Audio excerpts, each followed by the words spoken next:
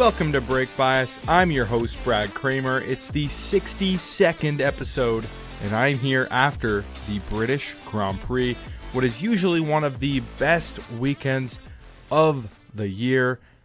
I wouldn't say it was fantastic. It was a decent race, some great storylines, but it was a special one for the Brits here at their home race. But before we get into all that, first, a quick reminder, check out the link tree in the description, guys. It has links to pages like all the platforms you can find this podcast, as well as my YouTube channel, Brake Bias Twitter, and my TikTok. It also has my email address if you'd like to contact me, my personal Twitter, Instagram, LinkedIn, the whole 9 yards. Now, let's talk about the action at the iconic Silverstone circuit. As I said, it didn't blow me away this weekend, but it certainly wasn't bad. You can't complain, and it was definitely carried by one team, and that is McLaren. We're going with McLaren off the top. Not something that I thought I'd be doing unless something just insane happened. Well, maybe this was insane because another part of their upgrade they brought here was a front wing, a nose, and a rear suspension. That's now 75% of what they're calling their major upgrade. 50% of it came to Austria, where we saw Lando get that stellar P4 finish. And guys, this upgrade is working. It is Red Bull inspired. And in fact, Lando actually made a joke. He said it's Aston inspired because, of course, all the jokes about Aston copying Red Bull. So he said, oh, no, we didn't copy Red Bull. We copied Aston. But they performed better than Aston here, that's for sure. Lando and Oscar in qualifying, both sensational. They were there or thereabouts throughout the entire session.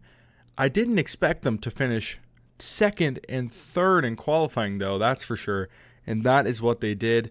Second and first row for both of them.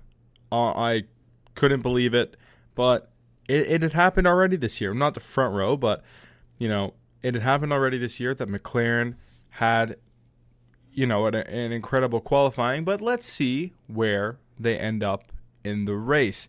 The questions were about where they could finish maybe a top 5.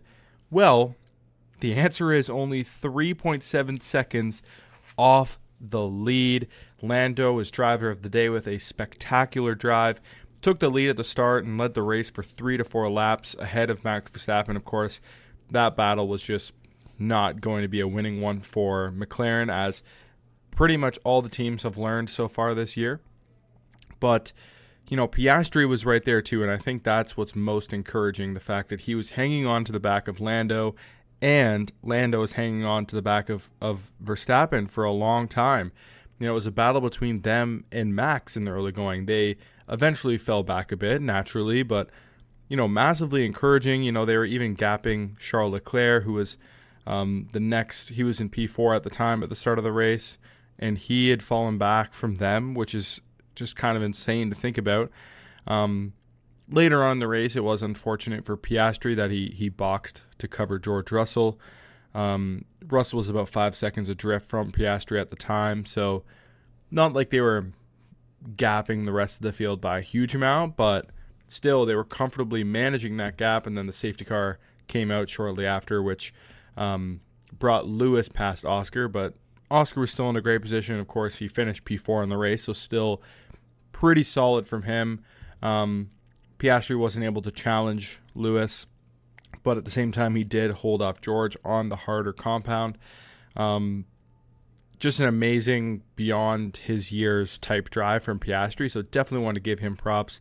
McLaren clearly has a great driver lineup.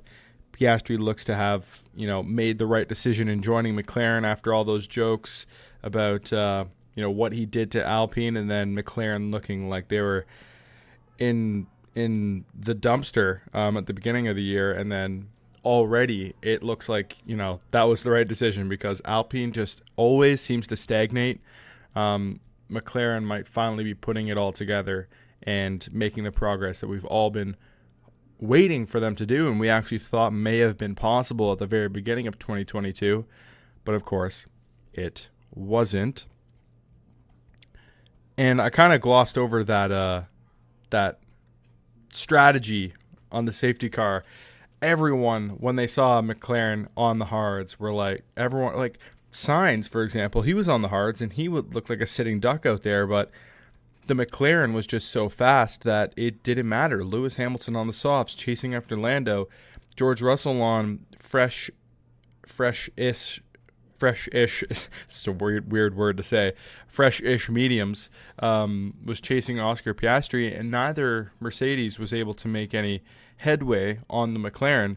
So, yeah, the strategy ended up panning out. Lando believes that the soft still would have been better, but it didn't end up mattering. The hard was fine, and they secure by far their best finish of these regulations. Lando did have that podium in Imola last season, but Ricciardo DNF'd. Yeah, he was out with Sainz at the very beginning of the race. So by far the best two-car finish they've had in these regulations. So yeah, are these talks about Lando leaving McLaren going to end now? Because if this is what we can expect from now on for McLaren, they're in no worse position than any other team aside from Red Bull. So it was all this talk about him, joining Aston Martin, joining Audi, joining Mercedes, any of the teams basically besides Ferrari or Red Bull. Why would he leave at this point? The McLaren has a direction, a clear direction, I guess I should say, when, the wind tunnel's coming online. They have these amazing hires that are set to join the team. They've always been aiming for 2025, which is still, a full over a year away, but that's not that bad when you can, what does Mercedes have to do to be there by 2025? What does Ferrari have to do? Aston Martin is, I guess you could argue, but, he has to wait for Alonso to retire or, basically Lawrence to sell the team.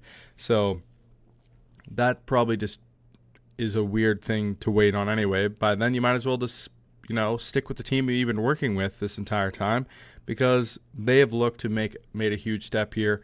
The only question is, again, was McLaren flattered by Aston and Mercedes and even Ferrari just being underwhelming? Honestly, after doing this in two tracks, this is a very aero demanding circuit. Same with Austria. To do it at those two tracks, to be this competitive, it's really competitive. I believe McLaren has arrived, and they're not always going to be finishing ahead of these guys for sure. I definitely believe that. But I guess the real question is Mika Hakkinen a genius? Because I didn't cover this on the podcast, but about a month ago, he was quoted saying that the next team to challenge Red Bull, it's not going to be Mercedes, it's not going to be Ferrari, it's not going to be Aston, it's going to be McLaren. And everyone was like, what is this guy on? Mika, you're old. Okay, boomer, all right, old man, let's bring you back to the nursing home. Kind of like what some of the jokes that are made about Helmut Marko, and he comes out and says some ridiculous stuff. But no, I think Mika Hakkinen might be a genius. To call that, obviously he did know something and knew that the McLaren simulations about their upgrade were phenomenal or something. I don't know what he knew, but obviously he saw this coming. No one else did. So McLaren fans, you deserve this one. Enjoy it while it lasts, because who knows? We don't know if this is going to last, but it very well might. So just reserve your excitement, but be excited. It's okay, because you guys definitely deserve it. But I have been starting most of the podcast talking about Red Bull, so I feel like I got to talk about them now. They're still the only team ahead of McLaren at this point. That was poorly phrased. They, as in Max Verstappen, still dominated this race. Yes, it was only 3.7 seconds, and the gap seemed close, but in the end, it was never in doubt. Max gets his first pole at Silverstone. He did have to work for it a bit, but still quarter of a second to Lando. Converts the Grand Slam in the race, like a very quiet Grand Slam. It wasn't necessarily straightforward, winning by that only 3.7 seconds. But as I said, never really in doubt. It's 11 straight wins for Red Bull now. I do have a declaration to make about this team, though, and that is that the RB19 is officially out of contention for the most dominant car of all time. It's not. It's not. And that is being, it's shown by Sergio Perez. Perez is not this bad. He's not that bad. I have been very hard on him. 5 straight Q3s missed is honestly embarrassing. Some of it's been down to bad luck, but also the car clearly has some warm-up issues. Just not for Max Verstappen. Max Verstappen's too good, so it doesn't matter. But this car that has the warm-up issues, especially in these colder conditions, Perez of not an average driver, a good driver, not great, can't get into Q3 when he's back in that really, really tight midfield. Max is just one of the sport's greatest talents since Schumacher and Senna. He does have the best car on the grid right now. And at the beginning of the season, Red Bull was definitely a larger step ahead. The teams have already caught up a little bit. And if you take out the first 3 races when, Australia, I guess, Sergio, he did say there was some sort of braking issue with the car, but he obviously put it into the gravel and whatever. Still, the first 2 races, the Red Bull was dominant with Perez as well. So you take those out, and Perez is right in the thick of the championship with Alonso and Hamilton and the rest of the other guys. It's only Max Verstappen who is just absolutely dominating this field. I haven't really been impressed with any of Sergio's comeback drives. Even when they are praised by fans and media, like people were like, "Oh, what a drive from Perez to get back to P5 in Australia." And I feel like every time I talk about one of the Perez comeback drives, I'm like, Max would have won, or Max would have at least came second. I think Spain was the one where had Max started where Sergio did, I think Max may not have actually won the race. But either way, it probably would have been close. So Max is going to beat Checo for the rest of the season, every single race, unless something happens. He's got him well and covered, and something maybe is going on with Sergio's confidence because he just doesn't really look that impressive. And for it to be the most dominant car of all time, there needs to be a hell of a lot more 1-2s. And the second driver just isn't making the most out of this so-called dominant car. I mean, it is a dominant car, but yeah, it's out of contention. It is not with the McLaren of Senna and Prost, the MP4. It's not even, the Williams, the FW14, I believe. It's not even the Mercedes 2020 W11. Perez is making it very obvious that this isn't the most dominant car. He is not that bad. Like, this is a weird way of me defending Perez. Like, he's looked so bad, and it's just because that's what Max Verstappen does to his teammates. He did it to Albon. He did it to Gasly. He even kind of was starting to do it to Ricciardo. Max is just that good. So, yes, it's not just the car. I know some of you Mercedes fans might be a little bit upset to hear that, but Max is special. Now, speaking of Mercedes, a team that I had the most hope for to close the gap with their big, massive upgrade this weekend. Wait, what? It's only a front wing? Yeah, what was that? There was all this hype about this major upgrade for Mercedes. I was not making that up, guys. And then they just bring a front wing. And they said they have more in the pipeline. So maybe they have split up the big upgrade to multiple races. Maybe it's not ready. Maybe they're actually hesitating a little bit. Lewis was actually without giving anything away, was like, I think we need to know we know what we need to do, which is a bit ominous. But yeah, I was very disappointed in their qualifying pace here. The new front wing didn't seem to do anything, to be honest. They did have hopeful race pace from practice, and from their starting positions, I think they believed that they could do something to get onto the podium. George started on soft, the only one in the top 10, I believe, to be on softs. Lewis was on the more standard mediums, but he went wide at the start and fell behind Fernando, and I was like, oh God, here we go. Like, I knew Aston wasn't really that competitive here, but to fall behind someone like Fernando is just, it's going to be annoying. So Lewis did take a bit, but not that long to get by, thankfully. And then both of them, as in George and Lewis, were stuck behind a Ferrari as McLaren drives off. And I was like, how has Mercedes not, like, how have they lost the chance to get a podium at the British Grand Prix? I thought it was signed, sealed, delivered that it was going to be Red Bull and 2 McLarens. And then George kind of showing the field that the soft works. He drove them for 30 laps, so that was 3 times longer than what Pirelli expected those softs to last. So again, kind of a weird showing for Pirelli that, like, they may have made tires that are way too good.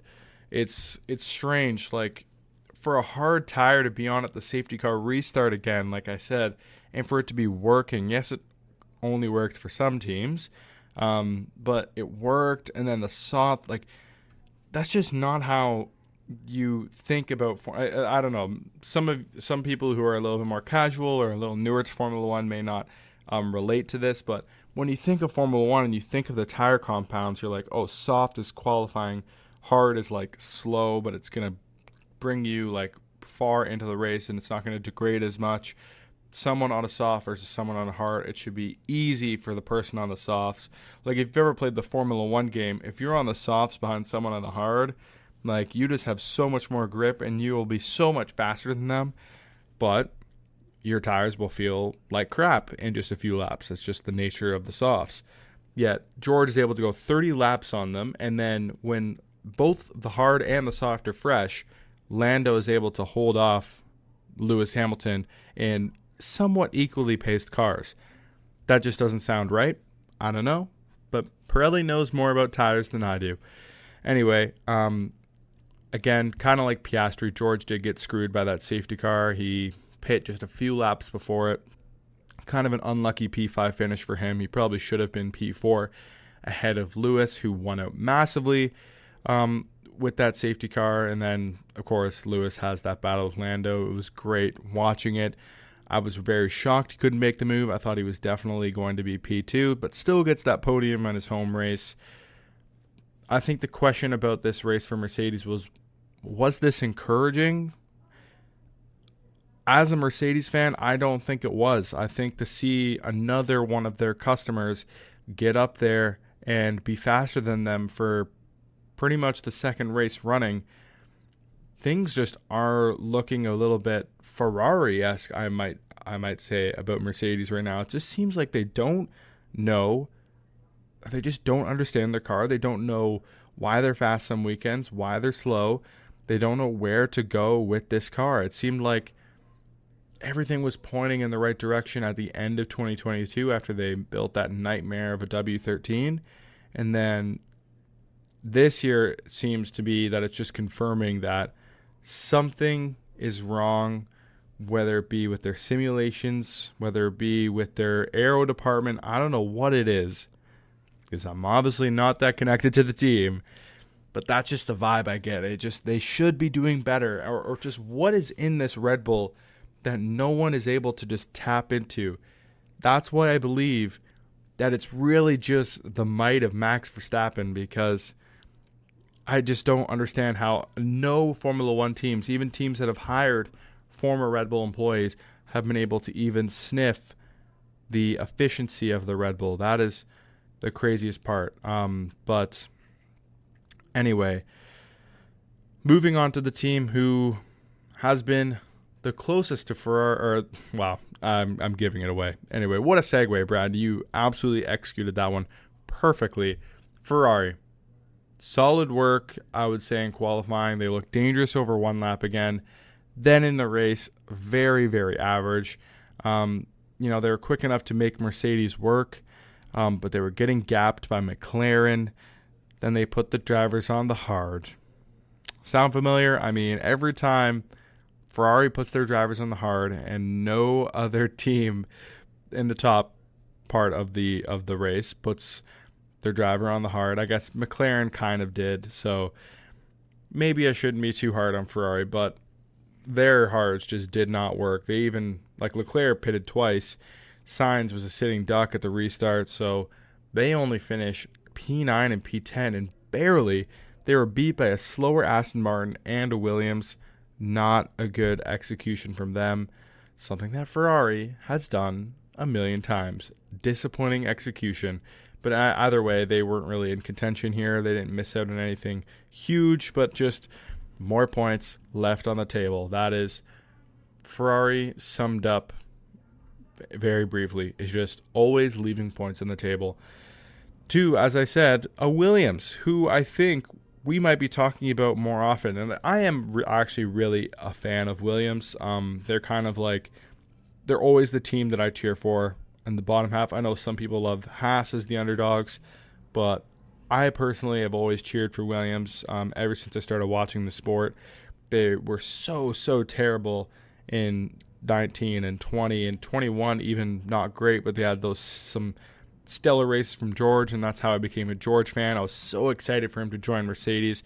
I'm still Lewis over George, so it's weird because I was a huge George fan at Williams, and then he comes to Mercedes, and I was so excited, and then once he actually starts racing against my favorite driver, I'm like, no, George, why are you beating him? Like, I'm almost like cheering against him in a weird way, but I'm not, because in the end, I know Mercedes doesn't have anything real to fight for, or I should say Lewis.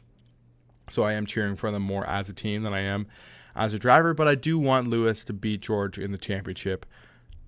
Anyway, I've got off on a way off track tangent here. So Williams, they bring a new front wing to this race, and I'm not sure that really made all the difference, but their practice pace, especially in the hands of Alex Albon, was superb. P2, P3, and P3 were the three finishes of the three practices. Then Albon gets P8 in the qualifying. It just sounds weird. P8 in the race. Also, Logan's best quality result. Logan's best race result. Just an overall fantastic weekend from Williams. I do think they fell back in the race a little bit. Like, their pace wasn't amazing, but they were able to be there to benefit from the safety car, helped them out massively. And then at the restart, Alex was, battling with Ferraris and Alonso, and Logan was battling with Gasly and Stroll, like just people that neither one of those drivers have been battling with this year. So I think the Williams is playing to their strength. They've always been, weirdly, one of the most efficient cars in terms of drag.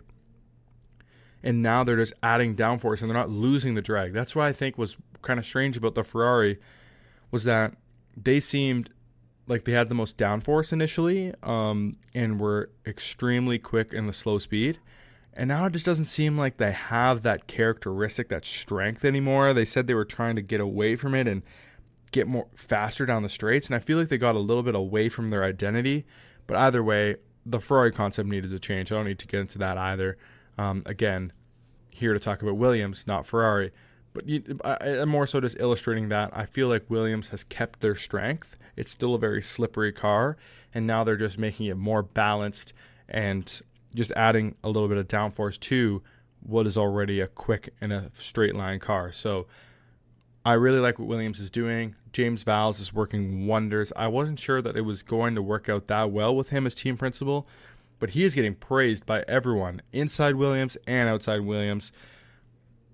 It's great to see what they're doing right now. And honestly, like, who knows? Maybe Logan even scores points there if he was able to pit under the safety car like Alex did. So great result for them. And it's just, awesome to see Williams back in the fight consistently because I am a fan of them. They are kind of my underdog team. So let's go Williams. I hope they can keep this up. But I think P7, where they are right now, is about as good as they can get.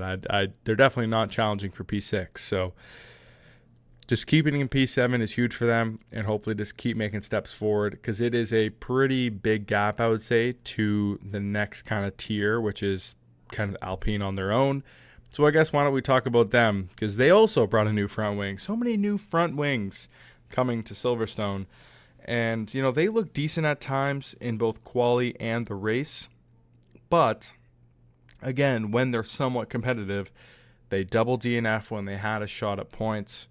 Gasly was out after colliding with Stroll kind of near the end after the safety car restart. My thoughts on that incident, it didn't really end up mattering. I think Gasly may have had 1 point that he could have salvaged out of the race. But they were probably both just going to finish just outside the points. So, it wasn't a very meaningful incident. And I do think some people thought Stroll actually got off lightly because he took Gasly out of the race. But I actually found it was kind of just hard racing. It was a little bit naughty from Stroll.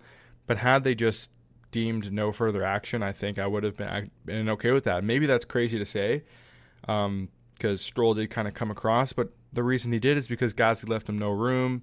This is basically how the through goes Hamilton racing went last year. It's just that they didn't collide.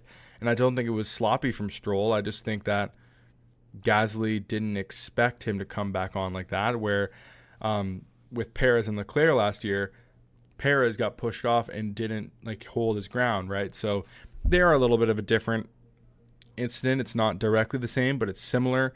And those guys probably should have got penalties, but everyone loved it. So I don't know. It was hard racing to me, and I think just because Gasly was out, they had to give Stroll something, and it didn't matter anyway, so it probably would have left more complaints had they done nothing. So that's kind of my thoughts on that. And then quickly, before I get into the results, Aston Martin, I don't know what's happening there. It appears that they're really losing the development race at the moment. These are typical, very representative aero-type tracks, Austria and Silverstone. They need to sort something out, especially with McLaren now apparently in the mix, because honestly, they now look like they're the 5th quickest team again. Right when they were second and thought they were going to be challenging Red Bull for the second half, I was getting all excited about, Red Bull starting to develop next year's car and Aston Martin being one of the teams, along with Mercedes and even Ferrari potentially, battling with Red Bull at the end of the year. And Aston Martin looks to have gone backwards. So very puzzling stuff from them. I don't know why. And Spain is another one. Those are always, people say, if you do well here, you're going to do well everywhere. So maybe we should have saw it coming. Maybe Spain wasn't an outlier like everyone thought it was. Canada is more of a specific track, and that's where they were good. So very strange, and that is a team that I will definitely be keeping my eye on. They seem very draggy, so maybe Hungary will suit them better, and I have to say I do have a hunch that it will, but come Belgium and whatnot, I don't think Aston Martin's going to do very good unless they have more upgrades in the pipeline. So that covers all the storylines I kind of wanted to talk about. So getting into the results, Max Verstappen, of course, wins again. P2 for Lando Norris. P3 was Lewis Hamilton. That made it 2 Brits on the podium for the first time since my birth year. I don't know if you guys know how old I am, but I'll leave it at that. Oscar Piastri, P4, so close to his first podium, but still by far his best result in Formula One. His only other point-scoring race, I think, was Australia with a P8. That was it. So a P4 finish, fantastic for him. I think he has to be very happy about that, even though he'll be gutted that he was so close to his first podium in F1. Then it was George Russell in P5, very unlucky. Then Perez in P6, again, underwhelming recovery drive from him. P7, Fernando Alonso salvaging some sort of result for Aston. P8, Alex Albon capping a great weekend for Williams. Then it was the Ferraris, P9, Charles Leclerc, and P10 point going to Carlos Sainz. Now, the top 10 in the driver standings looks like this. Max Verstappen, 255 points, 99 points ahead of Sergio Perez with 156. Then it goes Fernando Alonso, Lewis Hamilton.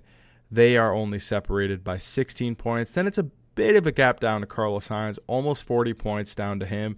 Carlos at 83, George Russell at 82, who separated himself from Charles Leclerc. They were tied going into this race. Leclerc now down by 8 points from Russell. Now, it's Lance Stroll, who's been kind of further adrift of the top 7. He's down at 44 points. Lando Norris now has 42 points. So McLaren is almost already ahead of one of the Astons. And then it's Esteban Ocon with 31. I also want to point out that Oscar Piastri is now up into P11 in the championship ahead of Pierre Gasly, who's only sitting at 16. Now looking at the constructors, Red Bull, 411 points already. Mercedes is the next team with 203. Then it's Aston Martin with 181, Ferrari 157. McLaren overtakes Alpine. They're at 59 points now. They just scored 30 at this race. That's more than the rest of their season combined. They were sitting on 29 heading in to the British Grand Prix. Alpine now down in P6, 47 points for them. Williams jumps 2 spots to P7 now. They have 11 points. It is the same amount as Haas, but they've had a better result on countback. So they are ahead of them. Haas, of course, in P8. That puts Alpha with 9 points, which seems decently respectable, but that puts them in P9 with 9 points. And then AlphaTauri seems nowhere near getting out of the basement of Formula 1 now. Only 2 points still. Such a shame because Tsunoda was so strong at the beginning of the year, just wasn't getting lucky, wasn't getting those points hauls. A lot of P11s just outside the points, so shame for them. But anyway, let's get into prize, demise, and surprise.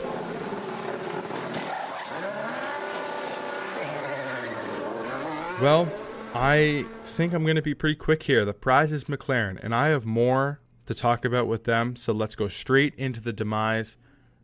It has to be Alpine, right? I mean, you could have said Ferrari with just how poor their execution was, but it wasn't really that bad of a weekend pace-wise. You could have said Perez again for a 5th straight Q3 missed, but I have to go with Alpine with McLaren's prize comes Alpine's demise. That is part of it. The fact that McLaren has done so well and has now jumped them, while Alpine is double DNFing, making Oscar Piastri look like he made the right decision. That is the L for them. And the surprise has to be Aston Martin, I think. I am continued to be shocked by their lack of pace race after race. So, yeah, I've kind of covered it already. It's surprise, I guess. You know what I mean? I don't know what to say because I don't know how they've gone from being so good to being just weirdly off the pace. Alonso I don't believe it's a dip in his form at all because, Stroll is still kind of far off, so he has not really made up any ground on Alonso. I don't feel like the other teams have made up an amazing amount of ground on Red Bull, so it's like, what has happened here? Still a lot of season to go. We'll see what happens, but yeah, they have surprised me once again. So the championship segment makes its return, and I feel like I have to talk about McLaren in here because it has been their weekend. But my championship segment title is called, Is There Really Even a Fight for McLaren? Of course, they're going to be happy with their result, and they just want to move forward and close the gap. They don't have to be fighting with someone directly in the championship for them to be satisfied. But, are they battling Alpine for 5th? Are they, really actually battling the top 4 now? Can they catch them? I'm not sure they're really doing either. Either way, it's a massive step forward. But what's more likely? Are they actually able to catch the top 4? Is Alpine going to make a step, and is that battle going to go back and forth? Because, yeah, like I said, I think the answer to both of them is no. So I think if I had to pick one, it is catching Aston Martin. The way Aston Martin's driving right now, they're concerning me a bit. And, although it does feel really early to be saying that, like that's why I said I would pick no for both of them. But, McLaren might actually have a bit of a shot at that. I would be taking Piastri over Stroll, arguably in a straight fight at the moment. And 2 drivers scoring against 1 goes a long way. So, especially if Alonso is not frequently on the podium anymore, and, Lando is kind of scoring the way Fernando was in the early part of the season. I don't think he probably will, but you never know. If they're getting frequent like P4s and P6s, like kind of in there with both cars, by the end of the season, they could catch up. So I think that is definitely more realistic than Alpine. I just don't have any faith in them. They seem to always stagnate, as I've said already. So, yeah, the championship segment for McLaren is kind of a strange one, because I feel like now with their big step forward, they're in a weird kind of no man's land where they're just a little bit too far behind. They started too slow, but they're too good to even be considered in that fight for Alpine. So now Alpine also finds themselves in a no man's land, because who are they fighting with? They can't catch McLaren. They've now fallen out of a top 5 spot, but they're still clear of the midfield. The midfield looked a little bit different now, with Red Bull being kind of in a tier of their own, and then McLaren and Mercedes and Ferrari and Aston kind of fighting each other. Alpine kind of on the back of them, but not really. It made Haas, Alfa Romeo, and AlphaTauri look really bad, because, of course, Williams even had a decent race. Those 3 teams looked horrendous in Silverstone. So it is kind of weird how it was really tight at the beginning, and it does seem to be shifting. We can see some development races pan out, but still, from race to race, it's going to change. There's going to be some races where the Haas is just amazing because their tires don't go off. It seems to be always their issue. So, yeah, their reliability also looking a bit sus, by the way. I mean, Magnussen had 2 separate issues, and Hülkenberg had the retirement last race. So hopefully they need to iron that out, because they can't be doing that when they are in a point-scoring position. Haas needs every little bit of points that they can get. So, yeah, guys, that is it. I think I've covered everything for the British Grand Prix that I wanted to say, so that will do it for episode 62 of Break Bias. I'm your host, Brad Kramer, and I'll be back with episode 63 Monday to preview the Hungarian Grand Prix. Is McLaren back officially? Well, if they can pull off another race like that in Hungary, we might have to declare them back for good. Goodbye.